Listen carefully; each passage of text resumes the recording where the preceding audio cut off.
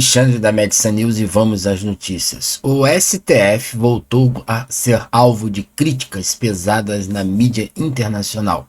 Neste domingo, dia 10, o Wall Street Journal, um dos jornais mais respeitados dos Estados Unidos, publicou um artigo assinado por Mary Anastácia, afirmando que a corte brasileira teria, abre aspas, dado um golpe de Estado no país, fecha aspas.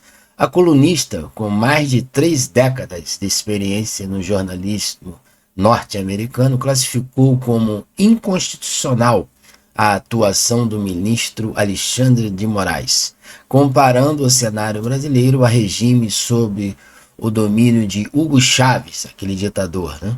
Segundo ela, ditadores modernos começam controlando as instituições e depois perseguem opositores.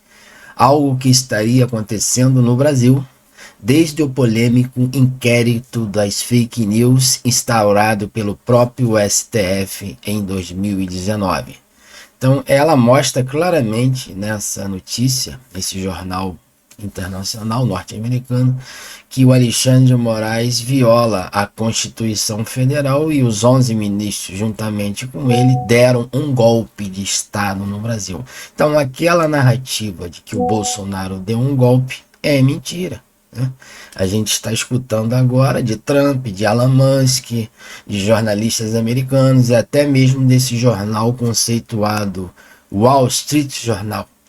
Então não são palavras do Alexandre, bolsonaristas, Bolsonaro, não. São palavras de especialistas, né? Até mesmo internacionalmente eles estão falando. Em todo mundo quase se fala nisso.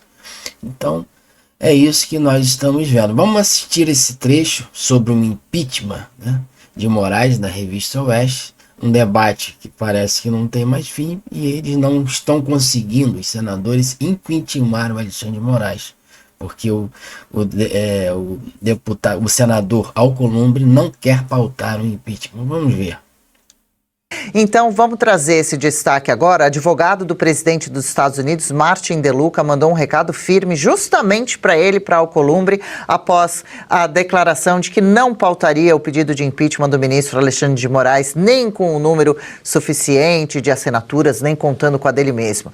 A informação é da coluna de Paulo Capelli, do Metrópolis. DeLuca questionou com veemência, abro aspas, se até mesmo a unanimidade do Senado é ignorada, para onde está caminhando o Brasil, fecho aspas, se referindo às 41 assinaturas colhidas pela oposição para a abertura do pedido de impeachment de Alexandre de Moraes, que mesmo assim foram sumariamente desprezadas por Alcolumbre, essas 41 assinaturas que tanto acompanhamos na semana passada aqui em Oeste com elas, e que afirmou também que nem com as 81 assinaturas do Senado ele levaria o processo adiante. E ainda acrescento, abro aspas aqui, são 81 senadores no total.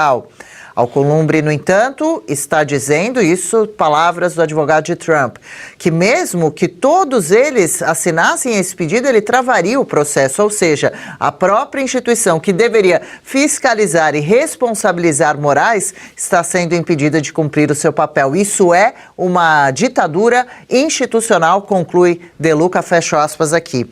A atitude de Alcolumbre, Paula Marina, você aqui que nos acompanha, colocou o presidente do Senado no alvo das críticas do próprio Donald Trump, que acompanha de perto, a gente sabe, a escalada autoritária do Supremo e de... O Congresso Nacional está de portas fechadas para o impeachment de Alexandre de Moraes, né?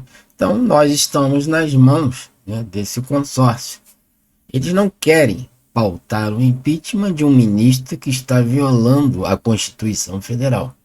O texto do jornal Wall Street Journal aponta que o STF concentra funções de acusador, no Alexandre de Moraes, né, investigador e juiz, violando garantias constitucionais e prendendo críticos sem controle político. Não tem controle político. As pessoas vão buscar ajuda no Congresso para impeachment esse ministro violador dos direitos humanos e o Alcolumbre disse que não vai fazer isso de jeito nenhum. Então, para que serve o Congresso? A jornalista também lembrou da decisão que anulou as condenações de Lula em 2021. Então, ela fala nesse artigo que não poderiam condenado em 3 instâncias por corrupção, lavagem de dinheiro, crimes, né, hediondos, o STF descondenar tudo e colocá-lo na cadeira presidencial, ou seja, concorrer às eleições, né, de 2022, ele deveria estar inelegível. O Bolsonaro está inelegível, que não cometeu crime nenhum. Entendeu? Então isso tudo vem acumulando e somando nesse somatório de escândalos, aonde o STF deu um golpe no Brasil. É isso que todo mundo está falando lá fora. É só a Rede Globo, a imprensa brasileira, que continua dizendo que não, que é o Bolsonaro que é um perigo para a democracia brasileira, os bolsonaristas. Então, é isso que nós estamos vendo. E contrastando também, ela coloca nesse artigo, o tratamento dado ao ex-presidente Jair Bolsonaro. O Bolsonaro está de tornozeleira eletrônica, só não foi preso por causa das sanções de Trump, senão ele já estava na cadeia lá, numa solitária.